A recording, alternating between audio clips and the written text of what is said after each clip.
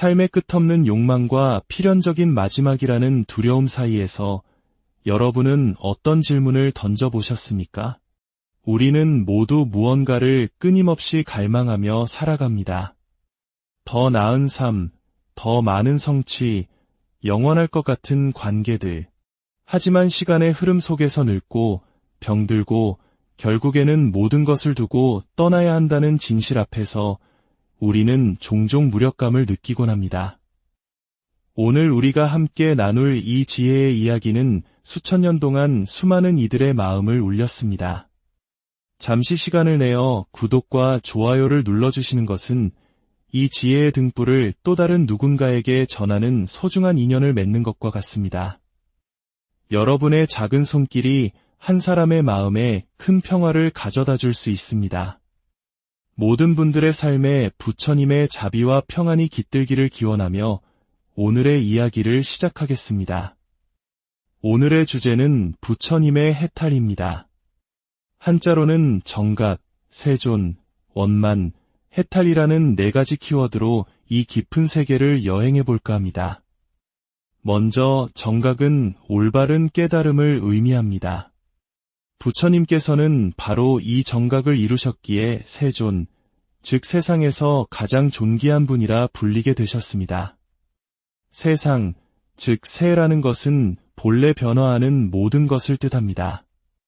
과거세, 현재세, 미래세처럼 시간의 흐름 속에서 모든 것은 끊임없이 변해갑니다. 우리 한국인들이 겪어온 역사를 돌이켜보아도 격동의 세월 속에서 모든 것이 변하지 않은 것이 없었지요. 하지만 부처님께서 깨달으신 정각의 세계는 이 변화의 흐름 속에서도 결코 변하지 않는 영원한 진리의 세계입니다. 그곳은 생겨나지도 사라지지도 않는 불생불멸의 경지이며 그래서 항상 머물러 있는 상주의 세계라고도 표현합니다. 변화하는 세상 속에서 변하지 않는 존재, 그것이 바로 깨달음을 통해 이룬 세존의 경지인 것입니다. 그렇다면 이 경지는 어떻게 설명될 수 있을까요? 바로 해탈이라는 말로 기결됩니다. 정각을 통해 도달하는 궁극적인 상태가 바로 해탈인 것입니다. 해탈이란 무엇일까요? 이는 일체의 장애로부터 벗어남을 의미합니다. 우리의 삶을 가로막는 모든 속박과 고통에서 완전히 자유로워지는 상태. 그렇다면 그 모든 장애의 근원은 무엇일까요? 시다르타 왕자가 이 세상에 태어나 마주했던 가장 근원적인 2가지 장애, 그것은 바로 욕망과 죽음이었습니다. 죽음은 우리에게 어떻게 다가옵니까? 그저 어느 날 갑자기 찾아오는 것이 아닙니다. 늙음과 병듦, 즉 노병이라는 과정을 동반합니다. 아직 젊은 분들은 늙음의 무게를 실감하기 어려울지 모릅니다. 하지만 세월이 흘러보면 한때 세상을 자유롭게 누비던 이 몸이 더 이상 내 뜻대로 움직여주지 않는다는 사실을 깨닫게 됩니다. 눈은 침침해지고 기억은 희미해지며 내 손과 발조차 낯설게 느껴지는 순간이 옵니다. 이것이 바로 늙음이라는 장애입니다. 병들매 고통은 또 어떻습니까? 숨쉬는 것 외에는 아무것도 할 수 없는 무력감 속에서 우리는 존재의 연약함을 절감합니다. 그리고 마침내 숨이 멎는 순간 평생을 바쳐 쌓아올린 모든 것들, 지식, 재산, 명예, 관계, 그 어떤 것도 죽음 앞에서는 아무런 의미를 갖지 못합니다. 내가 평생 알고 지낸 그 어떤 사람도 내 코에서 마지막 숨이 끊어지는 것을 막아줄 수 없습니다. 그런데 참으로 아이러니한 것은 우리는 이 필연적인 죽음의 현실을 외면한 채 끝없는 욕망을 추구하며 살아간다는 점입니다. 욕망은 결코 채워지지 않는 빈 그릇과 같습니다. 채우고 또 채워도 결코 만족을 모르며 더 많은 것을 갈구하게 만듭니다. 가진 사람이 더 가지려 하고 오래 산 사람이 더 오래 살기를 갈망하는 것이 바로 이 욕망의 속성입니다. 시다르타는 이 모순을 정면으로 마주했습니다. 눈앞에는 늙고 병들어 죽어가는 냉엄한 현실이 펼쳐져 있는데 아버지인 왕은 그에게 왕위를 이어받으라 하고 주변 사람들은 세상의 부귀영화를 이야기합니다. 죽음이라는 거대한 벽 앞에서 그 모든 욕망이 과연 무슨 의미가 있을까? 그는 깊은 곤뇌에 빠졌습니다. 인간은 왜 이토록 덧없는 욕망에 매달려 사는 것일까요? 욕망은 우리의 눈을 가려 올바른 것을 보지 못하게 만들기 때문입니다. 마치 부모님이 결혼 생활로 힘들어하는 모습을 평생 보고 자랐으면서도 자신 또한 똑같이 결혼의 길을 걷는 것과 같습니다. 우리는 이것이 욕망의 이끌림이라는 것을 알면서도 그 굴레에서 벗어나기 어려워합니다.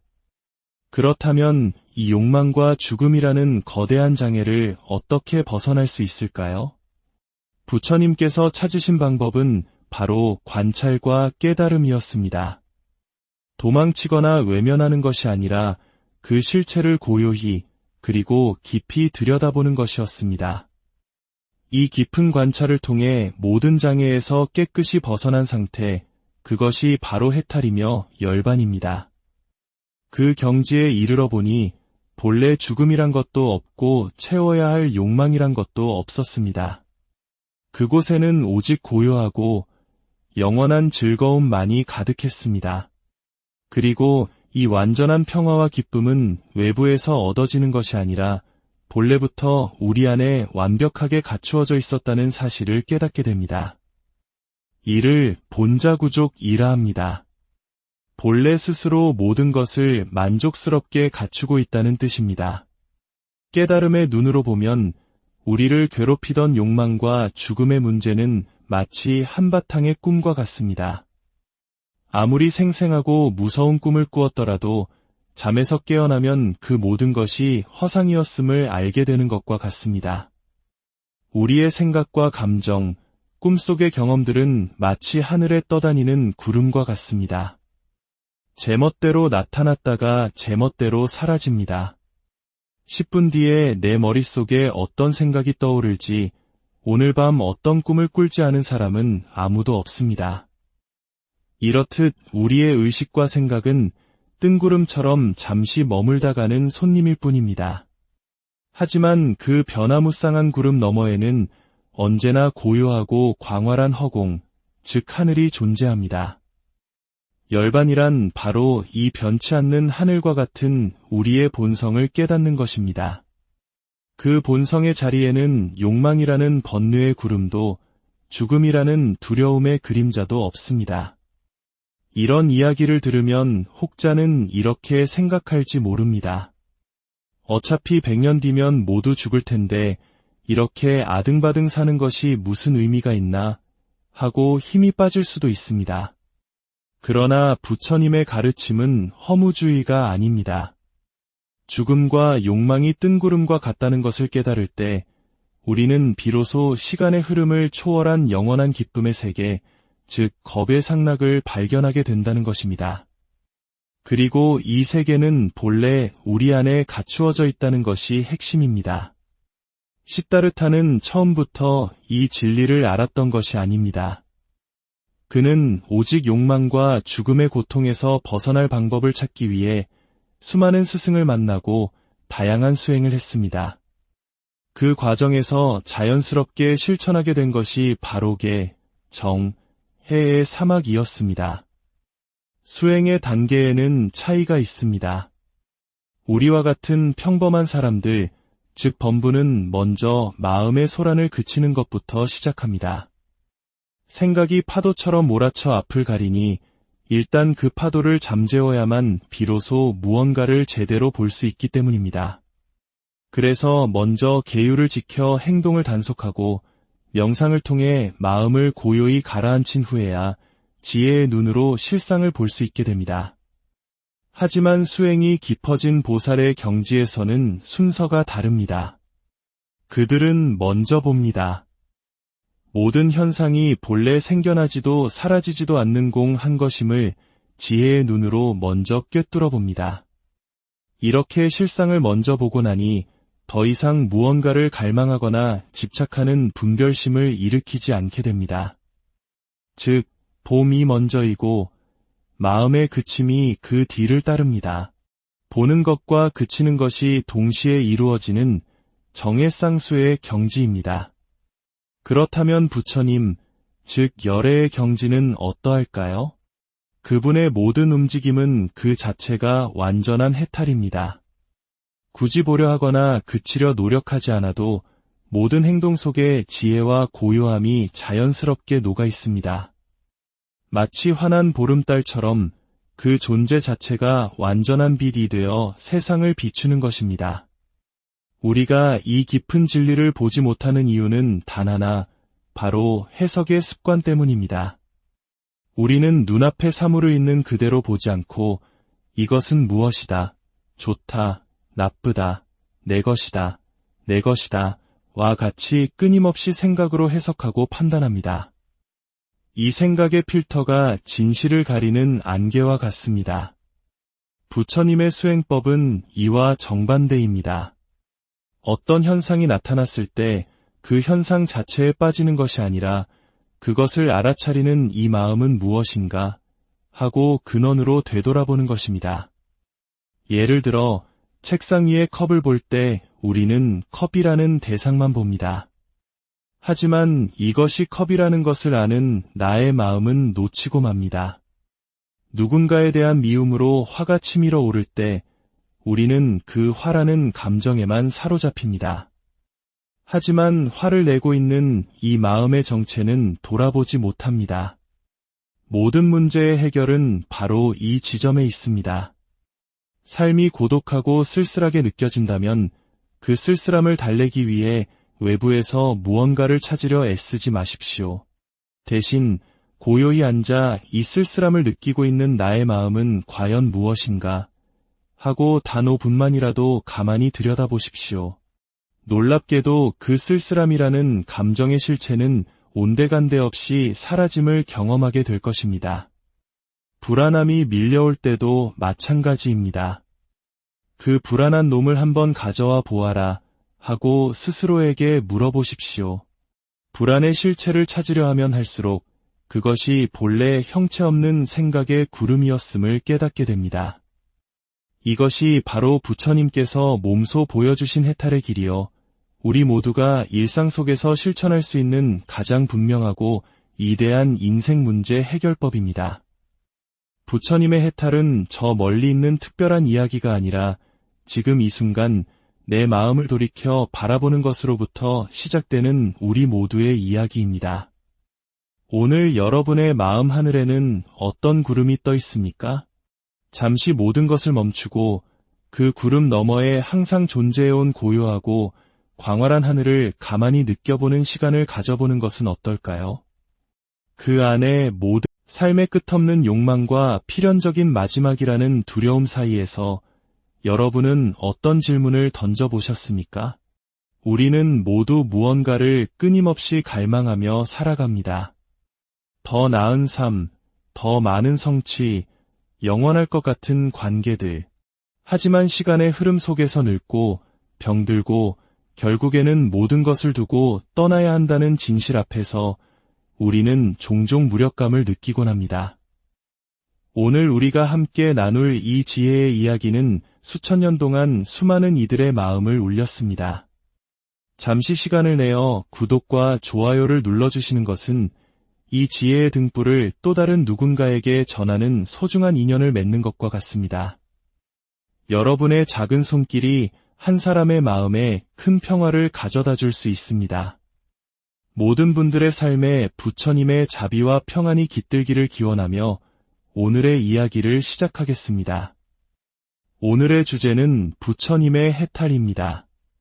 한자로는 정각, 세존, 원만, 해탈이라는 4가지 키워드로 이 깊은 세계를 여행해볼까 합니다. 먼저 정각은 올바른 깨달음을 의미합니다.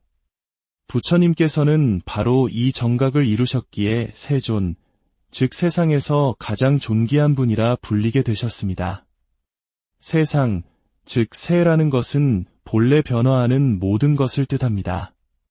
과거새, 현재새, 미래새처럼 시간의 흐름 속에서 모든 것은 끊임없이 변해갑니다. 우리 한국인들이 겪어온 역사를 돌이켜보아도 격동의 세월 속에서 모든 것이 변하지 않은 것이 없었지요. 하지만 부처님께서 깨달으신 정각의 세계는 이 변화의 흐름 속에서도 결코 변하지 않는 영원한 진리의 세계입니다. 그곳은 생겨나지도 사라지지도 않는 불생불멸의 경지이며 그래서 항상 머물러 있는 상주의 세계라고도 표현합니다. 변화하는 세상 속에서 변하지 않는 존재, 그것이 바로 깨달음을 통해 이룬 세존의 경지인 것입니다. 그렇다면 이 경지는 어떻게 설명될 수 있을까요? 바로 해탈이라는 말로 기결됩니다. 정각을 통해 도달하는 궁극적인 상태가 바로 해탈인 것입니다. 해탈이란 무엇일까요? 이는 일체의 장애로부터 벗어남을 의미합니다. 우리의 삶을 가로막는 모든 속박과 고통에서 완전히 자유로워지는 상태. 그렇다면 그 모든 장애의 근원은 무엇일까요? 시다르타 왕자가 이 세상에 태어나 마주했던 가장 근원적인 두 가지 장애, 그것은 바로 욕망과 죽음이었습니다.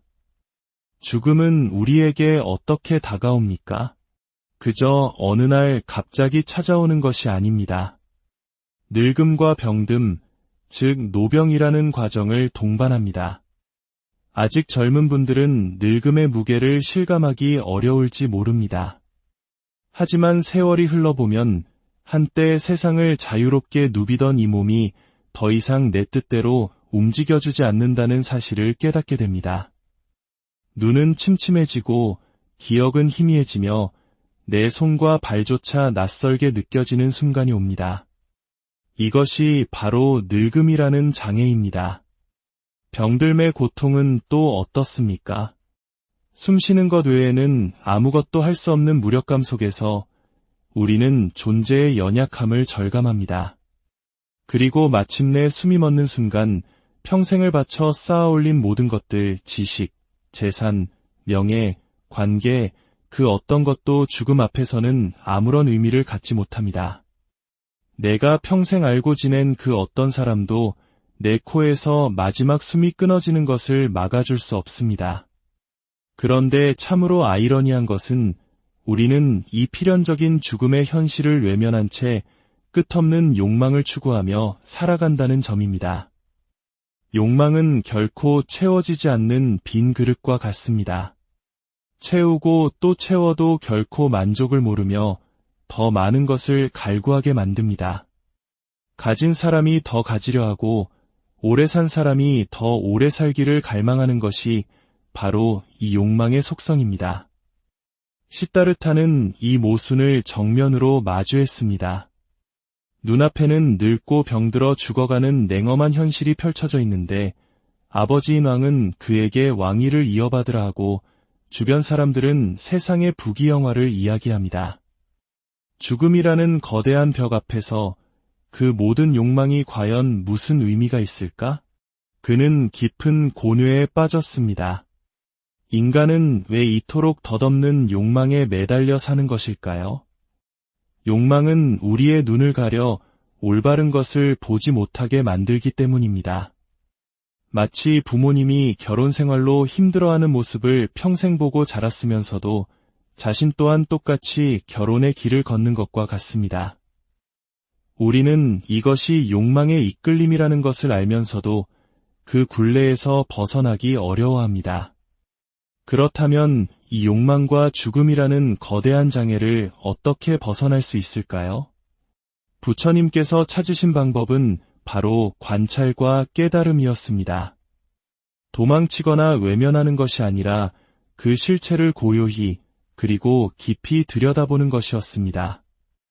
이 깊은 관찰을 통해 모든 장애에서 깨끗이 벗어난 상태, 그것이 바로 해탈이며 열반입니다. 그 경지에 이르러 보니 본래 죽음이란 것도 없고 채워야 할 욕망이란 것도 없었습니다. 그곳에는 오직 고요하고 영원한 즐거움만이 가득했습니다. 그리고 이 완전한 평화와 기쁨은 외부에서 얻어지는 것이 아니라 본래부터 우리 안에 완벽하게 갖추어져 있었다는 사실을 깨닫게 됩니다. 이를 본자구족이라 합니다. 본래 스스로 모든 것을 만족스럽게 갖추고 있다는 뜻입니다. 깨달음의 눈으로 보면 우리를 괴롭히던 욕망과 죽음의 문제는 마치 한바탕의 꿈과 같습니다. 아무리 생생하고 무서운 꿈을 꾸었더라도 잠에서 깨어나면 그 모든 것이 허상이었음을 알게 되는 것과 같습니다. 우리의 생각과 감정, 꿈속의 경험들은 마치 하늘에 떠다니는 구름과 같습니다. 제멋대로 나타났다가 제멋대로 사라집니다. 10분 뒤에 내 머릿속에 어떤 생각이 떠오를지 오늘 밤 어떤 꿈을 꿀지 아는 사람은 아무도 없습니다. 이렇듯 우리의 의식과 생각은 뜬구름처럼 잠시 머물다 가는 손님일 뿐입니다. 하지만 그 변화무쌍한 구름 너머에는 언제나 고요하고 광활한 허공, 즉 하늘이 존재합니다. 열반이란 바로 이 변치 않는 하늘과 같은 우리의 본성을 깨닫는 것입니다. 그 본성의 자리에는 욕망이라는 번뇌의 구름도 죽음이라는 두려움의 그림자도 없습니다. 이런 이야기를 들으면 혹자는 이렇게 생각할지 모릅니다. 어차피 100년 뒤면 모두 죽을 텐데 이렇게 아등바등 사는 것이 무슨 의미가 있나 하고 힘이 빠질 수도 있습니다. 그러나 부처님의 가르침은 허무주의가 아닙니다. 죽음과 욕망이 뜬구름과 같다는 것을 깨달을 때 우리는 비로소 시간의 흐름을 초월한 영원한 기쁨의 세계, 즉 겁의 상락을 발견하게 된다는 것입니다. 그리고 이 세계는 본래 우리 안에 갖추어져 있다는 것이 핵심입니다. 시다르타는 처음부터 이 진리를 알았던 것이 아닙니다. 그는 오직 욕망과 죽음의 고통에서 벗어날 방법을 찾기 위해 수많은 스승을 만나고 다양한 수행을 했습니다. 그 과정에서 자연스럽게 실천하게 된 것이 바로 계, 정, 해의 사막이었습니다. 수행의 단계에는 차이가 있습니다.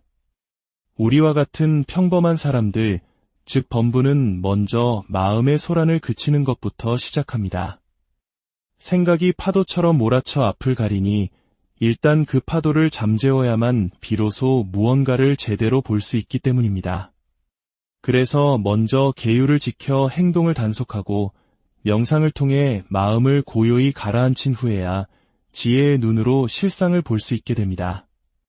하지만 수행이 깊어진 보살의 경지에서는 순서가 다릅니다. 그들은 먼저 봅니다. 모든 현상이 본래 생겨나지도 사라지지도 않는 공 한 것임을 지혜의 눈으로 먼저 꿰뚫어 봅니다. 이렇게 실상을 먼저 보고 나니 더 이상 무언가를 갈망하거나 집착하는 분별심을 일으키지 않게 됩니다. 즉, 봄이 먼저이고 마음의 그침이 그 뒤를 따릅니다. 보는 것과 그치는 것이 동시에 이루어지는 정해쌍수의 경지입니다. 그렇다면 부처님, 즉 열애의 경지는 어떠할까요? 그분의 모든 움직임은 그 자체가 완전한 해탈입니다. 굳이 보려 하거나 그치려 노력하지 않아도 모든 행동 속에 지혜와 고요함이 자연스럽게 녹아 있습니다. 마치 환한 보름달처럼 그 존재 자체가 완전한 빛이 되어 세상을 비추는 것입니다. 우리가 이 깊은 진리를 보지 못하는 이유는 단 하나, 바로 해석의 습관 때문입니다. 우리는 눈앞에 사물을 있는 그대로 보지 않고 이것은 무엇이다, 좋다, 나쁘다, 내 것이다, 내 것이다 와 같이 끊임없이 생각으로 해석하고 판단합니다. 이 생각의 필터가 진실을 가리는 안개와 같습니다. 부처님의 수행법은 이와 정반대입니다. 어떤 현상이 나타났을 때 그 현상 자체에 빠지는 것이 아니라 그것을 알아차리는 이 마음은 무엇인가 하고 근원으로 되돌아보는 것입니다. 예를 들어 책상 위에 컵을 볼 때 우리는 컵이라는 대상만 봅니다. 하지만 이것이 컵이라는 것을 아는 나의 마음은 놓치고 맙니다. 누군가에 대한 미움으로 화가 치밀어 오를 때 우리는 그 화라는 감정에만 사로잡힙니다. 하지만 화를 내고 있는 이 마음의 정체는 돌아보지 못합니다. 모든 문제의 해결은 바로 이 지점에 있습니다. 삶이 고독하고 쓸쓸하게 느껴진다면 그 쓸쓸함을 달래기 위해 외부에서 무언가를 찾으려 애쓰지 마십시오. 대신 고요히 앉아 이 쓸쓸함을 느끼고 있는 나의 마음은 과연 무엇인가 하고 단 5분만이라도 가만히 들여다보십시오. 놀랍게도 그 쓸쓸함이라는 감정의 실체는 온데간데 없이 사라짐을 경험하게 될 것입니다. 불안함이 밀려올 때도 마찬가지입니다. 그 불안한 놈을 한번 가져와 보아라 하고 스스로에게 물어보십시오. 불안의 실체를 찾으려 하면 할수록 그것이 본래 형체 없는 생각의 구름이었음을 깨닫게 됩니다. 이것이 바로 부처님께서 몸소 보여주신 해탈의 길이요, 우리 모두가 일상 속에서 실천할 수 있는 가장 분명하고 이대한 인생 문제 해결법입니다. 부처님의 해탈은 저 멀리 있는 특별한 이야기가 아니라 지금 이 순간 내 마음을 돌이켜 바라보는 것으로부터 시작되는 우리 모두의 이야기입니다. 오늘 여러분의 마음 하늘에는 어떤 구름이 떠 있습니까? 잠시 모든 것을 멈추고 그 구름 너머에 항상 존재해온 고요하고 광활한 하늘을 가만히 느껴보는 시간을 가져보는 것은 어떨까요?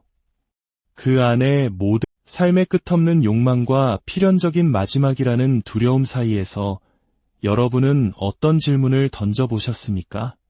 우리는 모두 무언가를 끊임없이 갈망하며 살아갑니다. 더 나은 삶, 더 많은 성취, 영원할 것 같은 관계들.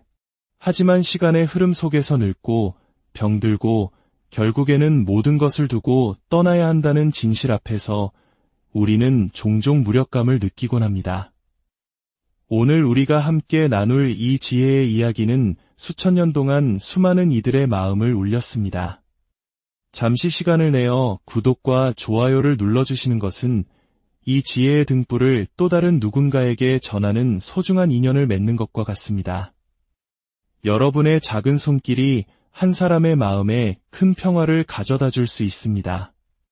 모든 분들의 삶에 부처님의 자비와 평안이 깃들기를 기원하며 오늘의 이야기를 시작하겠습니다.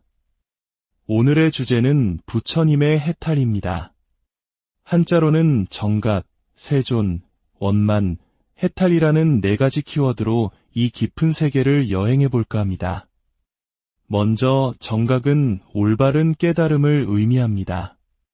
부처님께서는 바로 이 정각을 이루셨기에 세존, 즉 세상에서 가장 존귀한 분이라 불리게 되셨습니다. 세상, 즉 세라는 것은 본래 변화하는 모든 것을 뜻합니다. 과거세, 현재세, 미래세처럼 시간의 흐름 속에서 모든 것은 끊임없이 변해갑니다.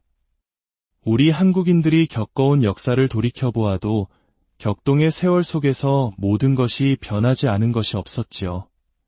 하지만 부처님께서 깨달으신 정각의 세계는 이 변화의 흐름 속에서도 결코 변하지 않는 영원한 진리의 세계입니다. 그곳은 생겨나지도 사라지지도 않는 불생불멸의 경지이며 그래서 항상 머물러 있는 상주의 세계라고도 표현합니다. 변화하는 세상 속에서 변하지 않는 존재, 그것이 바로 깨달음을 통해 이룬 세존의 경지인 것입니다. 그렇다면 이 경지는 어떻게 설명될 수 있을까요? 바로 해탈이라는 말로 기결됩니다. 정각을 통해 도달하는 궁극적인 상태가 바로 해탈인 것입니다. 해탈이란 무엇일까요? 이는 일체의 장애로부터 벗어남을 의미합니다. 우리의 삶을 가로막는 모든 속박과 고통에서 완전히 자유로워지는 상태. 그렇다면 그 모든 장애의 근원은 무엇일까요? 시다르타 왕자가 이 세상에 태어나 마주했던 가장 근원적인 2가지 장애, 그것은 바로 욕망과 죽음이었습니다. 죽음은 우리에게 어떻게 다가옵니까? 그저 어느 날 갑자기 찾아오는 것이 아닙니다. 늙음과 병듦, 즉 노병이라는 과정을 동반합니다.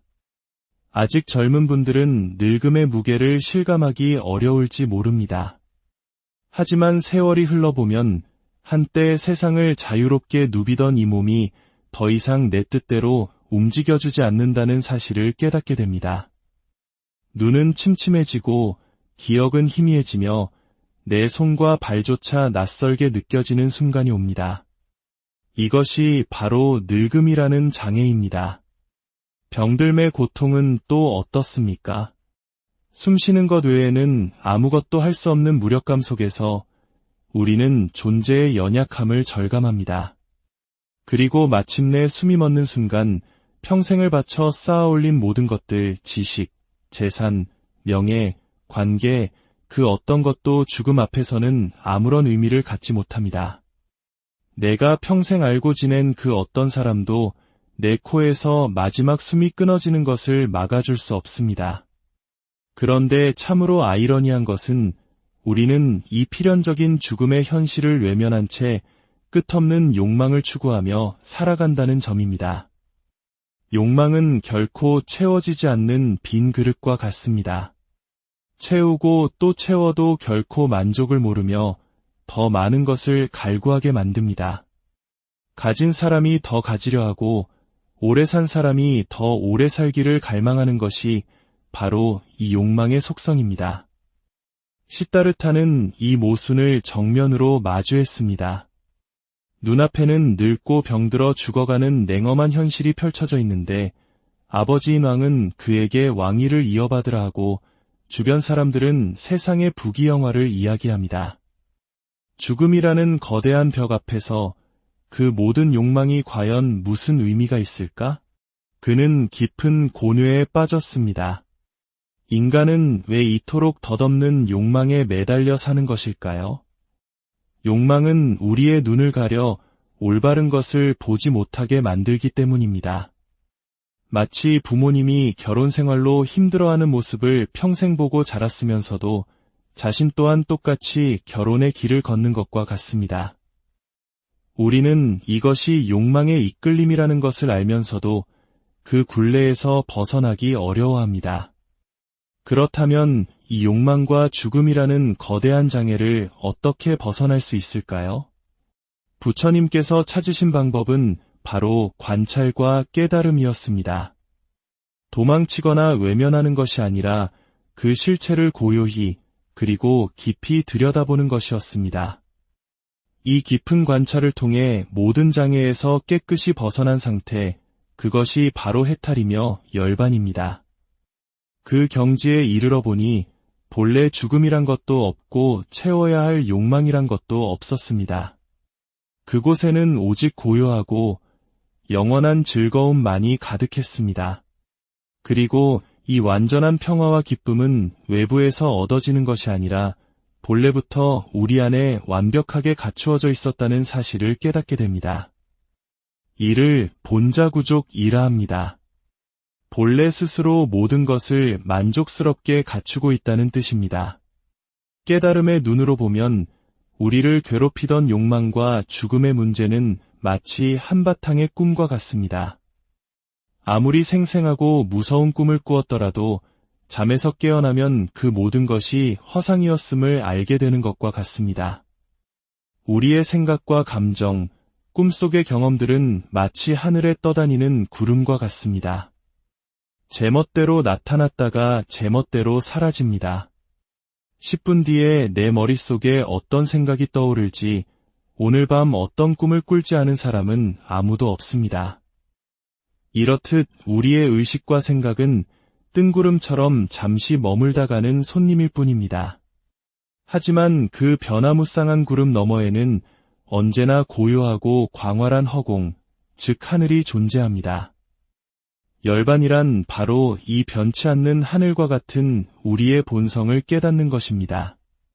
그 본성의 자리에는 욕망이라는 번뇌의 구름도 죽음이라는 두려움의 그림자도 없습니다. 이런 이야기를 들으면 혹자는 이렇게 생각할지 모릅니다. 어차피 100년 뒤면 모두 죽을 텐데 이렇게 아등바등 사는 것이 무슨 의미가 있나 하고 힘이 빠질 수도 있습니다. 그러나 부처님의 가르침은 허무주의가 아닙니다. 죽음과 욕망이 뜬구름과 같다는 것을 깨달을 때 우리는 비로소 시간의 흐름을 초월한 영원한 기쁨의 세계, 즉 겁의 상락을 발견하게 된다는 것입니다. 그리고 이 세계는 본래 우리 안에 갖추어져 있다는 것이 핵심입니다. 시다르타는 처음부터 이 진리를 알았던 것이 아닙니다. 그는 오직 욕망과 죽음의 고통에서 벗어날 방법을 찾기 위해 수많은 스승을 만나고 다양한 수행을 했습니다. 그 과정에서 자연스럽게 실천하게 된 것이 바로 계, 정, 해의 사막이었습니다. 수행의 단계에는 차이가 있습니다. 우리와 같은 평범한 사람들, 즉 범부는 먼저 마음의 소란을 그치는 것부터 시작합니다. 생각이 파도처럼 몰아쳐 앞을 가리니 일단 그 파도를 잠재워야만 비로소 무언가를 제대로 볼 수 있기 때문입니다. 그래서 먼저 계율을 지켜 행동을 단속하고 명상을 통해 마음을 고요히 가라앉힌 후에야 지혜의 눈으로 실상을 볼 수 있게 됩니다. 하지만 수행이 깊어진 보살의 경지에서는 순서가 다릅니다. 그들은 먼저 봅니다. 모든 현상이 본래 생겨나지도 사라지지도 않는 공 한 것임을 지혜의 눈으로 먼저 꿰뚫어 봅니다. 이렇게 실상을 먼저 보고 나니 더 이상 무언가를 갈망하거나 집착하는 분별심을 일으키지 않게 됩니다. 즉, 봄이 먼저이고 마음의 그침이 그 뒤를 따릅니다. 보는 것과 그치는 것이 동시에 이루어지는 정해쌍수의 경지입니다. 그렇다면 부처님, 즉 열애의 경지는 어떠할까요? 그분의 모든 움직임은 그 자체가 완전한 해탈입니다. 굳이 보려 하거나 그치려 노력하지 않아도 모든 행동 속에 지혜와 고요함이 자연스럽게 녹아 있습니다. 마치 환한 보름달처럼 그 존재 자체가 완전한 빛이 되어 세상을 비추는 것입니다. 우리가 이 깊은 진리를 보지 못하는 이유는 단 하나, 바로 해석의 습관 때문입니다. 우리는 눈앞에 사물을 있는 그대로 보지 않고 이것은 무엇이다, 좋다, 나쁘다, 내 것이다, 내 것이다 와 같이 끊임없이 생각으로 해석하고 판단합니다. 이 생각의 필터가 진실을 가리는 안개와 같습니다. 부처님의 수행법은 이와 정반대입니다.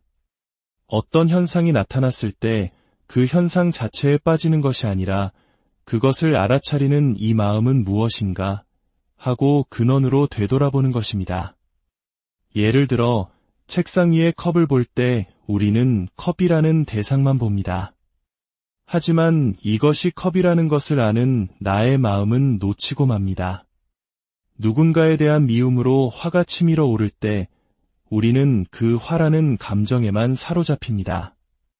하지만 화를 내고 있는 이 마음의 정체는 돌아보지 못합니다. 모든 문제의 해결은 바로 이 지점에 있습니다. 삶이 고독하고 쓸쓸하게 느껴진다면 그 쓸쓸함을 달래기 위해 외부에서 무언가를 찾으려 애쓰지 마십시오. 대신 고요히 앉아 이 쓸쓸함을 느끼고 있는 나의 마음은 과연 무엇인가 하고 단 5분만이라도 가만히 들여다보십시오. 놀랍게도 그 쓸쓸함이라는 감정의 실체는 온데간데 없이 사라짐을 경험하게 될 것입니다. 불안함이 밀려올 때도 마찬가지입니다. 그 불안한 놈을 한번 가져와 보아라 하고 스스로에게 물어보십시오. 불안의 실체를 찾으려 하면 할수록 그것이 본래 형체 없는 생각의 구름이었음을 깨닫게 됩니다. 이것이 바로 부처님께서 몸소 보여주신 해탈의 길이요, 우리 모두가 일상 속에서 실천할 수 있는 가장 분명하고 이대한 인생 문제 해결법입니다. 부처님의 해탈은 저 멀리 있는 특별한 이야기가 아니라 지금 이 순간 내 마음을 돌이켜 바라보는 것으로부터 시작되는 우리 모두의 이야기입니다. 오늘 여러분의 마음 하늘에는 어떤 구름이 떠 있습니까? 잠시 모든 것을 멈추고 그 구름 너머에 항상 존재해온 고요하고 광활한 하늘을 가만히 느껴보는 시간을 가져보는 것은 어떨까요? 그 안에 모든 삶의 끝없는 욕망과 필연적인 마지막이라는 두려움 사이에서 여러분은 어떤 질문을 던져보셨습니까? 우리는 모두 무언가를 끊임없이 갈망하며 살아갑니다. 더 나은 삶, 더 많은 성취, 영원할 것 같은 관계들. 하지만 시간의 흐름 속에서 늙고 병들고 결국에는 모든 것을 두고 떠나야 한다는 진실 앞에서 우리는 종종 무력감을 느끼곤 합니다. 오늘 우리가 함께 나눌 이 지혜의 이야기는 수천 년 동안 수많은 이들의 마음을 울렸습니다. 잠시 시간을 내어 구독과 좋아요를 눌러주시는 것은 이 지혜의 등불을 또 다른 누군가에게 전하는 소중한 인연을 맺는 것과 같습니다. 여러분의 작은 손길이 한 사람의 마음에 큰 평화를 가져다 줄 수 있습니다. 모든 분들의 삶에 부처님의 자비와 평안이 깃들기를 기원하며 오늘의 이야기를 시작하겠습니다. 오늘의 주제는 부처님의 해탈입니다. 한자로는 정각, 세존, 원만, 해탈이라는 4가지 키워드로 이 깊은 세계를 여행해 볼까 합니다. 먼저 정각은 올바른 깨달음을 의미합니다. 부처님께서는 바로 이 정각을 이루셨기에 세존, 즉 세상에서 가장 존귀한 분이라 불리게 되셨습니다. 세상, 즉 세라는 것은 본래 변화하는 모든 것을 뜻합니다. 과거세, 현재세, 미래세처럼 시간의 흐름 속에서 모든 것은 끊임없이 변해갑니다. 우리 한국인들이 겪어온 역사를 돌이켜보아도 격동의 세월 속에서 모든 것이 변하지 않은 것이 없었지요. 하지만 부처님께서 깨달으신 정각의 세계는 이 변화의 흐름 속에서도 결코 변하지 않는 영원한 진리의 세계입니다. 그곳은 생겨나지도 사라지지도 않는 불생불멸의 경지이며 그래서 항상 머물러 있는 상주의 세계라고도 표현합니다. 변화하는 세상 속에서 변하지 않는 존재, 그것이 바로 깨달음을 통해 이룬 세존의 경지인 것입니다. 그렇다면 이 경지는 어떻게 설명될 수 있을까요? 바로 해탈이라는 말로 기결됩니다. 정각을 통해 도달하는 궁극적인 상태가 바로 해탈인 것입니다. 해탈이란 무엇일까요? 이는 일체의 장애로부터 벗어남을 의미합니다. 우리의 삶을 가로막는 모든 속박과 고통에서 완전히 자유로워지는 상태. 그렇다면 그 모든 장애의 근원은 무엇일까요? 시다르타 왕자가 이 세상에 태어나 마주했던 가장 근원적인 2가지 장애, 그것은 바로 욕망과 죽음이었습니다. 죽음은 우리에게 어떻게 다가옵니까? 그저 어느 날 갑자기 찾아오는 것이 아닙니다. 늙음과 병듦, 즉 노병이라는 과정을 동반합니다. 아직 젊은 분들은 늙음의 무게를 실감하기 어려울지 모릅니다. 하지만 세월이 흘러보면 한때 세상을 자유롭게 누비던 이 몸이 더 이상 내 뜻대로 움직여주지 않는다는 사실을 깨닫게 됩니다. 눈은 침침해지고 기억은 희미해지며 내 손과 발조차 낯설게 느껴지는 순간이 옵니다. 이것이 바로 늙음이라는 장애입니다. 병들매 고통은 또 어떻습니까? 숨쉬는 것 외에는 아무것도 할 수 없는 무력감 속에서 우리는 존재의 연약함을 절감합니다. 그리고 마침내 숨이 멎는 순간 평생을 바쳐 쌓아올린 모든 것들, 지식, 재산, 명예, 관계, 그 어떤 것도 죽음 앞에서는 아무런 의미를 갖지 못합니다. 내가 평생 알고 지낸 그 어떤 사람도 내 코에서 마지막 숨이 끊어지는 것을 막아줄 수 없습니다. 그런데 참으로 아이러니한 것은 우리는 이 필연적인 죽음의 현실을 외면한 채 끝없는 욕망을 추구하며 살아간다는 점입니다. 욕망은 결코 채워지지 않는 빈 그릇과 같습니다. 채우고 또 채워도 결코 만족을 모르며 더 많은 것을 갈구하게 만듭니다.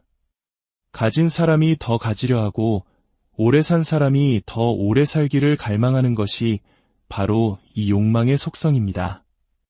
시다르타는 이 모순을 정면으로 마주했습니다. 눈앞에는 늙고 병들어 죽어가는 냉엄한 현실이 펼쳐져 있는데 아버지인 왕은 그에게 왕위를 이어받으라 하고 주변 사람들은 세상의 부귀영화를 이야기합니다. 죽음이라는 거대한 벽 앞에서 그 모든 욕망이 과연 무슨 의미가 있을까? 그는 깊은 고뇌에 빠졌습니다. 인간은 왜 이토록 덧없는 욕망에 매달려 사는 것일까요? 욕망은 우리의 눈을 가려 올바른 것을 보지 못하게 만들기 때문입니다. 마치 부모님이 결혼 생활로 힘들어하는 모습을 평생 보고 자랐으면서도 자신 또한 똑같이 결혼의 길을 걷는 것과 같습니다. 우리는 이것이 욕망의 이끌림이라는 것을 알면서도 그 굴레에서 벗어나기 어려워합니다. 그렇다면 이 욕망과 죽음이라는 거대한 장애를 어떻게 벗어날 수 있을까요? 부처님께서 찾으신 방법은 바로 관찰과 깨달음이었습니다. 도망치거나 외면하는 것이 아니라 그 실체를 고요히 그리고 깊이 들여다보는 것이었습니다. 이 깊은 관찰을 통해 모든 장애에서 깨끗이 벗어난 상태, 그것이 바로 해탈이며 열반입니다. 그 경지에 이르러 보니 본래 죽음이란 것도 없고 채워야 할 욕망이란 것도 없었습니다. 그곳에는 오직 고요하고 영원한 즐거움만이 가득했습니다. 그리고 이 완전한 평화와 기쁨은 외부에서 얻어지는 것이 아니라 본래부터 우리 안에 완벽하게 갖추어져 있었다는 사실을 깨닫게 됩니다. 이를 본자구족이라 합니다. 본래 스스로 모든 것을 만족스럽게 갖추고 있다는 뜻입니다. 깨달음의 눈으로 보면 우리를 괴롭히던 욕망과 죽음의 문제는 마치 한바탕의 꿈과 같습니다.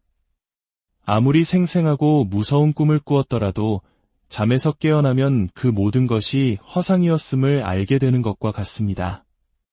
우리의 생각과 감정, 꿈속의 경험들은 마치 하늘에 떠다니는 구름과 같습니다. 제멋대로 나타났다가 제멋대로 사라집니다. 10분 뒤에 내 머릿속에 어떤 생각이 떠오를지, 오늘 밤 어떤 꿈을 꿀지 아는 사람은 아무도 없습니다. 이렇듯 우리의 의식과 생각은 뜬구름처럼 잠시 머물다 가는 손님일 뿐입니다. 하지만 그 변화무쌍한 구름 너머에는 언제나 고요하고 광활한 허공, 즉 하늘이 존재합니다. 열반이란 바로 이 변치 않는 하늘과 같은 우리의 본성을 깨닫는 것입니다. 그 본성의 자리에는 욕망이라는 번뇌의 구름도 죽음이라는 두려움의 그림자도 없습니다. 이런 이야기를 들으면 혹자는 이렇게 생각할지 모릅니다. 어차피 100년 뒤면 모두 죽을 텐데 이렇게 아등바등 사는 것이 무슨 의미가 있나 하고 힘이 빠질 수도 있습니다. 그러나 부처님의 가르침은 허무주의가 아닙니다. 죽음과 욕망이 뜬구름과 같다는 것을 깨달을 때 우리는 비로소 시간의 흐름을 초월한 영원한 기쁨의 세계, 즉 겁의 상락을 발견하게 된다는 것입니다.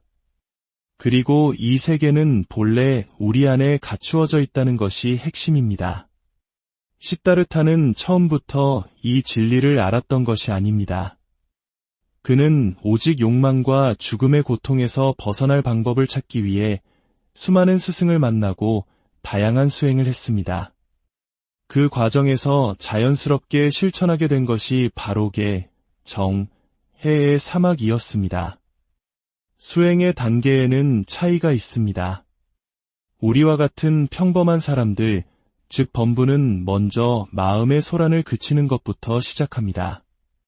생각이 파도처럼 몰아쳐 앞을 가리니 일단 그 파도를 잠재워야만 비로소 무언가를 제대로 볼 수 있기 때문입니다. 그래서 먼저 계율을 지켜 행동을 단속하고 명상을 통해 마음을 고요히 가라앉힌 후에야 지혜의 눈으로 실상을 볼 수 있게 됩니다. 하지만 수행이 깊어진 보살의 경지에서는 순서가 다릅니다. 그들은 먼저 봅니다. 모든 현상이 본래 생겨나지도 사라지지도 않는 공 한 것임을 지혜의 눈으로 먼저 꿰뚫어 봅니다. 이렇게 실상을 먼저 보고 나니 더 이상 무언가를 갈망하거나 집착하는 분별심을 일으키지 않게 됩니다. 즉, 봄이 먼저이고 마음의 그침이 그 뒤를 따릅니다. 보는 것과 그치는 것이 동시에 이루어지는 정해쌍수의 경지입니다. 그렇다면 부처님, 즉 열애의 경지는 어떠할까요? 그분의 모든 움직임은 그 자체가 완전한 해탈입니다. 굳이 보려 하거나 그치려 노력하지 않아도 모든 행동 속에 지혜와 고요함이 자연스럽게 녹아 있습니다. 마치 환한 보름달처럼 그 존재 자체가 완전한 빛이 되어 세상을 비추는 것입니다. 우리가 이 깊은 진리를 보지 못하는 이유는 단 하나, 바로 해석의 습관 때문입니다. 우리는 눈앞에 사물을 있는 그대로 보지 않고 이것은 무엇이다, 좋다, 나쁘다, 내 것이다, 내 것이다 와 같이 끊임없이 생각으로 해석하고 판단합니다. 이 생각의 필터가 진실을 가리는 안개와 같습니다. 부처님의 수행법은 이와 정반대입니다.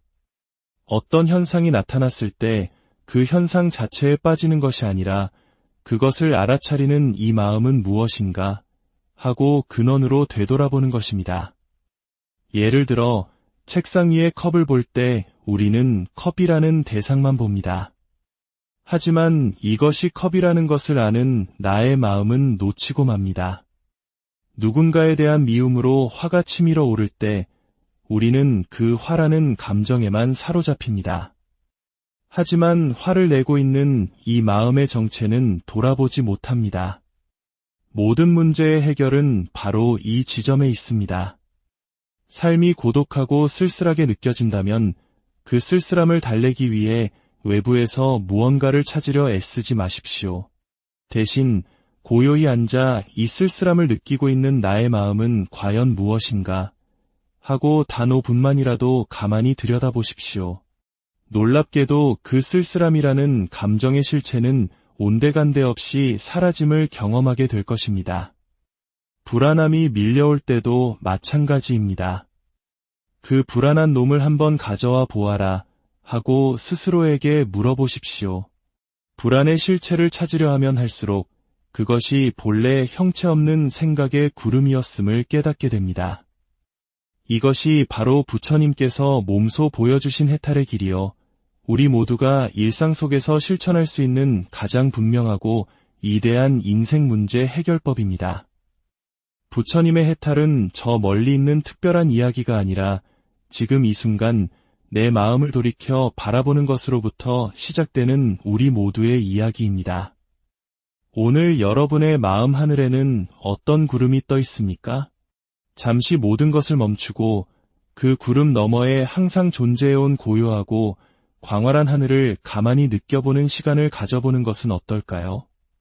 그 안에 모든 삶의 끝없는 욕망과 필연적인 마지막이라는 두려움 사이에서 여러분은 어떤 질문을 던져보셨습니까? 우리는 모두 무언가를 끊임없이 갈망하며 살아갑니다. 더 나은 삶, 더 많은 성취, 영원할 것 같은 관계들. 하지만 시간의 흐름 속에서 늙고 병들고 결국에는 모든 것을 두고 떠나야 한다는 진실 앞에서 우리는 종종 무력감을 느끼곤 합니다. 오늘 우리가 함께 나눌 이 지혜의 이야기는 수천 년 동안 수많은 이들의 마음을 울렸습니다. 잠시 시간을 내어 구독과 좋아요를 눌러주시는 것은 이 지혜의 등불을 또 다른 누군가에게 전하는 소중한 인연을 맺는 것과 같습니다. 여러분의 작은 손길이 한 사람의 마음에 큰 평화를 가져다 줄 수 있습니다. 모든 분들의 삶에 부처님의 자비와 평안이 깃들기를 기원하며 오늘의 이야기를 시작하겠습니다. 오늘의 주제는 부처님의 해탈입니다. 한자로는 정각, 세존, 원만, 해탈이라는 4가지 키워드로 이 깊은 세계를 여행해 볼까 합니다. 먼저 정각은 올바른 깨달음을 의미합니다. 부처님께서는 바로 이 정각을 이루셨기에 세존, 즉 세상에서 가장 존귀한 분이라 불리게 되셨습니다. 세상, 즉 세라는 것은 본래 변화하는 모든 것을 뜻합니다. 과거새, 현재새, 미래새처럼 시간의 흐름 속에서 모든 것은 끊임없이 변해갑니다. 우리 한국인들이 겪어온 역사를 돌이켜보아도 격동의 세월 속에서 모든 것이 변하지 않은 것이 없었지요. 하지만 부처님께서 깨달으신 정각의 세계는 이 변화의 흐름 속에서도 결코 변하지 않는 영원한 진리의 세계입니다. 그곳은 생겨나지도 사라지지도 않는 불생불멸의 경지이며 그래서 항상 머물러 있는 상주의 세계라고도 표현합니다. 변화하는 세상 속에서 변하지 않는 존재, 그것이 바로 깨달음을 통해 이룬 세존의 경지인 것입니다. 그렇다면 이 경지는 어떻게 설명될 수 있을까요? 바로 해탈이라는 말로 기결됩니다. 정각을 통해 도달하는 궁극적인 상태가 바로 해탈인 것입니다. 해탈이란 무엇일까요? 이는 일체의 장애로부터 벗어남을 의미합니다. 우리의 삶을 가로막는 모든 속박과 고통에서 완전히 자유로워지는 상태. 그렇다면 그 모든 장애의 근원은 무엇일까요? 시다르타 왕자가 이 세상에 태어나 마주했던 가장 근원적인 두 가지 장애, 그것은 바로 욕망과 죽음이었습니다. 죽음은 우리에게 어떻게 다가옵니까? 그저 어느 날 갑자기 찾아오는 것이 아닙니다. 늙음과 병듦, 즉 노병이라는 과정을 동반합니다. 아직 젊은 분들은 늙음의 무게를 실감하기 어려울지 모릅니다. 하지만 세월이 흘러보면 한때 세상을 자유롭게 누비던 이 몸이 더 이상 내 뜻대로 움직여주지 않는다는 사실을 깨닫게 됩니다. 눈은 침침해지고 기억은 희미해지며 내 손과 발조차 낯설게 느껴지는 순간이 옵니다. 이것이 바로 늙음이라는 장애입니다. 병들매 고통은 또 어떻습니까? 숨쉬는 것 외에는 아무것도 할 수 없는 무력감 속에서 우리는 존재의 연약함을 절감합니다. 그리고 마침내 숨이 멎는 순간 평생을 바쳐 쌓아올린 모든 것들, 지식, 재산, 명예, 관계, 그 어떤 것도 죽음 앞에서는 아무런 의미를 갖지 못합니다. 내가 평생 알고 지낸 그 어떤 사람도 내 코에서 마지막 숨이 끊어지는 것을 막아줄 수 없습니다. 그런데 참으로 아이러니한 것은 우리는 이 필연적인 죽음의 현실을 외면한 채 끝없는 욕망을 추구하며 살아간다는 점입니다. 욕망은 결코 채워지지 않는 빈 그릇과 같습니다. 채우고 또 채워도 결코 만족을 모르며 더 많은 것을 갈구하게 만듭니다. 가진 사람이 더 가지려 하고 오래 산 사람이 더 오래 살기를 갈망하는 것이 바로 이 욕망의 속성입니다. 시다르타는 이 모순을 정면으로 마주했습니다. 눈앞에는 늙고 병들어 죽어가는 냉엄한 현실이 펼쳐져 있는데 아버지인 왕은 그에게 왕위를 이어받으라 하고 주변 사람들은 세상의 부귀영화를 이야기합니다. 죽음이라는 거대한 벽 앞에서 그 모든 욕망이 과연 무슨 의미가 있을까? 그는 깊은 곤뇌에 빠졌습니다. 인간은 왜 이토록 덧없는 욕망에 매달려 사는 것일까요? 욕망은 우리의 눈을 가려 올바른 것을 보지 못하게 만들기 때문입니다. 마치 부모님이 결혼 생활로 힘들어하는 모습을 평생 보고 자랐으면서도 자신 또한 똑같이 결혼의 길을 걷는 것과 같습니다. 우리는 이것이 욕망의 이끌림이라는 것을 알면서도 그 굴레에서 벗어나기 어려워합니다. 그렇다면 이 욕망과 죽음이라는 거대한 장애를 어떻게 벗어날 수 있을까요? 부처님께서 찾으신 방법은 바로 관찰과 깨달음이었습니다. 도망치거나 외면하는 것이 아니라 그 실체를 고요히 그리고 깊이 들여다보는 것이었습니다. 이 깊은 관찰을 통해 모든 장애에서 깨끗이 벗어난 상태, 그것이 바로 해탈이며 열반입니다. 그 경지에 이르러 보니 본래 죽음이란 것도 없고 채워야 할 욕망이란 것도 없었습니다. 그곳에는 오직 고요하고 영원한 즐거움만이 가득했습니다. 그리고 이 완전한 평화와 기쁨은 외부에서 얻어지는 것이 아니라 본래부터 우리 안에 완벽하게 갖추어져 있었다는 사실을 깨닫게 됩니다. 이를 본자구족이라 합니다. 본래 스스로